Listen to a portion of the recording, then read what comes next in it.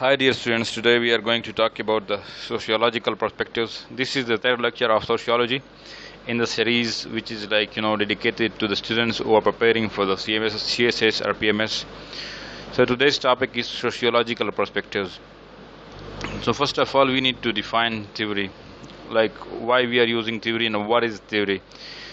It is a framework that can be used to comprehend and explain events. In sociology, we need certain questions to be answered. We need different concepts to interpret the societies and the operation of societies on the basis of the relations between people or interaction between people. So we have two definitions here on the screen. One is J.H. Turner, another is Mr. Abraham. So both are defining theories in his own way. So according to Turner, it is a process of developing ideas that can allow us why events should occur. For example, something is occurring in your society, so we must need to have a theory why it's happening. It is due to certain culture, it is due to the beliefs, religious belief, or the political environment of that society, why it's happening. So for that we need theory. And according to Abraham, it is an explanation of relationship between phenomena which is not as solidly established as law, but more than a mere hypothesis.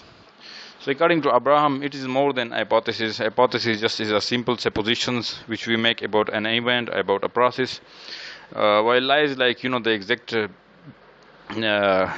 codification, or you can say the exact reasons of the certain events which we need to apply.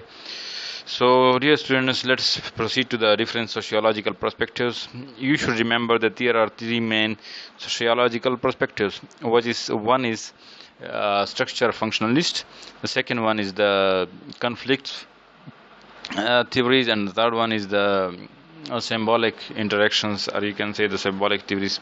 So first of all, the structure functionalist.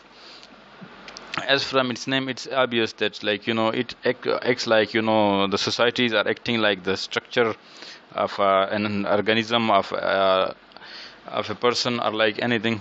A person has a different body parts, and they are coordinating and cooperating with each other, resulting in the as a whole function of that body.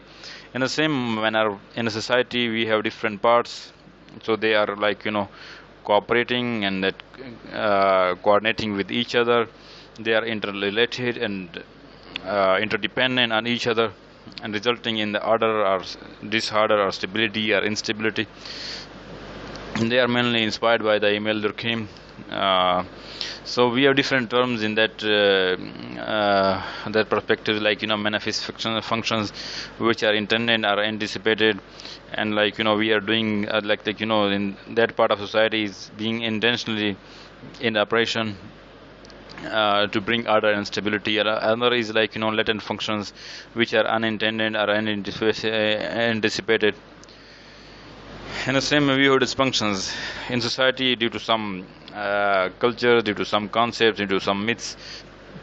There are disrupted consequences to some segment of society. We term it as a dysfunctions. In the same way, we have manifest dysfunctions and latent dysfunctions. So our whole you can say that in a structure functionist perspective, and the all part of the societies are interrelated and interdependent upon each other. They are coordinating with each other as a result of bringing stability and order in the society. Another is the conflict theory. It's very famous theory and being inspired from the Karl Marx, the one who is considered as the father of communism, who wrote the Das Kapital, and as well as the Manifest Destinies, a manifesto of communism. So according to this perspective, in society we have conflict on the scarce and valued resources, and there is a group of people who are dominant and who use different strategies to protect their dominancy and take advantage over the subordinate groups. And so in this theory we have different terms means of production. For example, if we have factory or the machineries or buildings, tools, whatever, like we have certain things which are producing those products. And so according to conflict theories, the dominant guys are those who own those means of production. So there are also different terms bourgeoisies, the owner of the means of productions such as land, machinery, building and tools, and who purchase laborers are working with them. And the other term is a proletariat, a social class composed of workers who own nothing of the production process, and all they do is just to sell their labor to the bourgeoisies. Another term is the facade of legitimacy. These are the explanations used by the dominant groups, like why they are doing certain actions, like in our capitalist societies, the dominant groups will use different justifications that why they are doing this, why they are not paying the salaries, higher salaries to the laborers, while they are not giving the DV amount in the surplus values of their productions. So overall, the conflict theory's main focus is the conflict between the bourgeoisies and the proletariats, the guys who hold the means of the production and the other who are selling the their labors. So there is there has been a conflict, and it will exist until and unless you are providing the justice and equality. Another one is the symbolic interaction theory. So their main focus is the interactions among different people in the society. So symbolic interactionists focus on social interaction and related concepts of self-awareness, reflexive thinking, symbols, and negotiated orders. Symbolic interactionists draws much of their inspiration from American sociologist George Herbert Mead. So we have different terms like social interactions, as you guys are aware of that. Everyday events in which two people communicate, interpret, and respond to each other's word and action. We term it as a social interaction. And symbol, it could be any kind of physical phenomena to which people assign a name, meaning, or value. We are shaking hand, or police guys or army guys, they are doing a particular kind of salutes to their seniors, etc. So symbolic interactionists focus on the different sociological social interactions of people with each other. So let's have a look at the table. So first of all, the functionalists, their focus is on order and stability. Key terms are function, dysfunction, manifest, etc. So what is the vision of their society? System of interrelated parts. They are saying that there are different parts in the society, they are contributing to each other. As a result, we are having the functioning society, and this is order and stability. In the same manner, the certain question is that why does a part exist? What are the anticipated and intended consequences of part? In the same way, what is the strengths? So it is balanced analysis of positive and negative effects.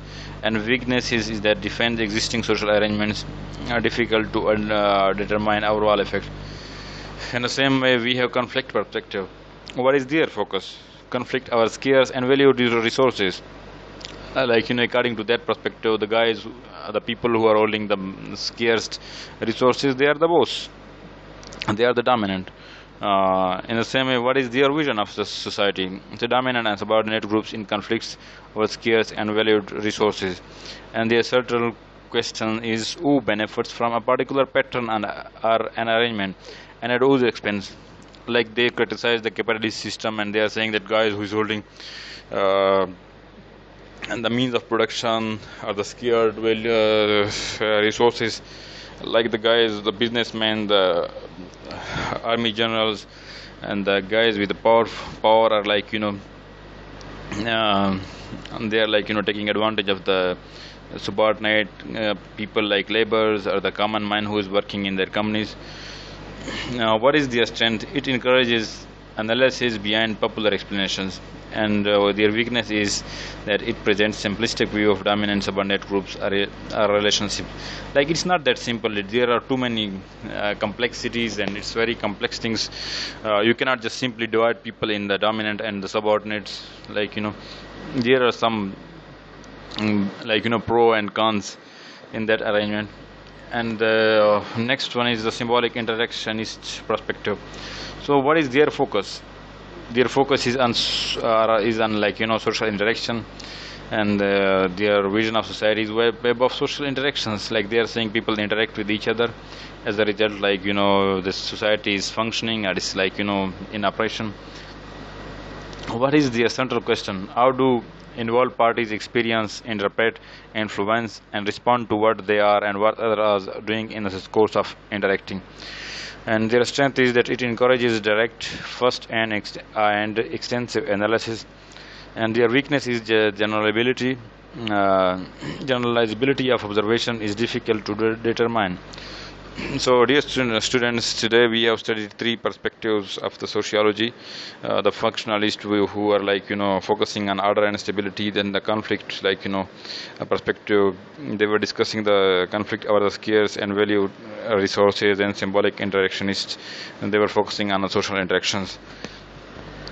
So please study this again and again, and if you have any question please ask me, and furthermore please subscribe my channel, and I'll be waiting for your feedback. Thank you very much.